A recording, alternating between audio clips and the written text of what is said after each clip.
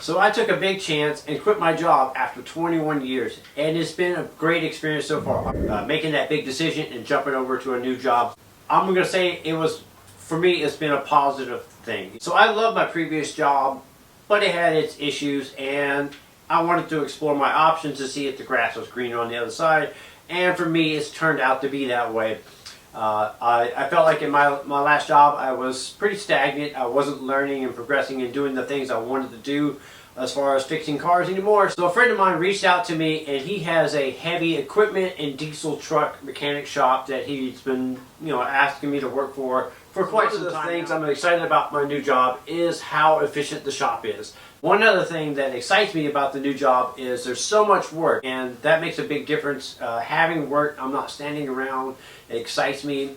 I work at an even, steady pace, and I knock out some work. If you work at a shop that's slow or stagnant, it gets a little scary when you start thinking about hours and making money, and they're sending you home, or you're not making money because you're on flat rate.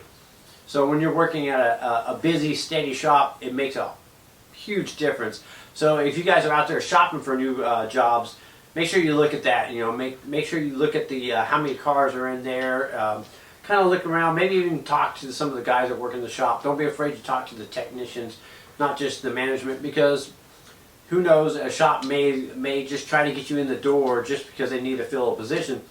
But if you talk to the technicians, they'll give you the real scoop and how busy the shop is. So my skills are being tested this week for sure. I'm doing a cab off engine reseal on a Dodge Ram 5500. It has the Cummins 6.7 in it, and I'm completely tearing this thing down. And as I'm tearing it down, I'm finding more and more problems. So this is one of the biggest jobs I've done in a long time, and it's really putting me to the test. I also got to go on a service call this week, and I did some brakes on a 18-wheeler. So they have a cam adjuster. When you hit the brakes, they have air brakes, and basically a little rod operates, and there's a cam that operates for the drums to push the shoes out.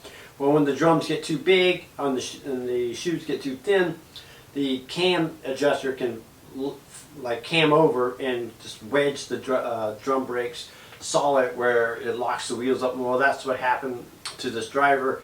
Another thing I'm being trained on is doing annual inspections and bit inspections and stuff like that. So in the future I will be doing these type of inspections on the vehicle. So one of the things I'm excited about is doing tool reviews at the new shop, and there'll be a lot more tool reviews coming out.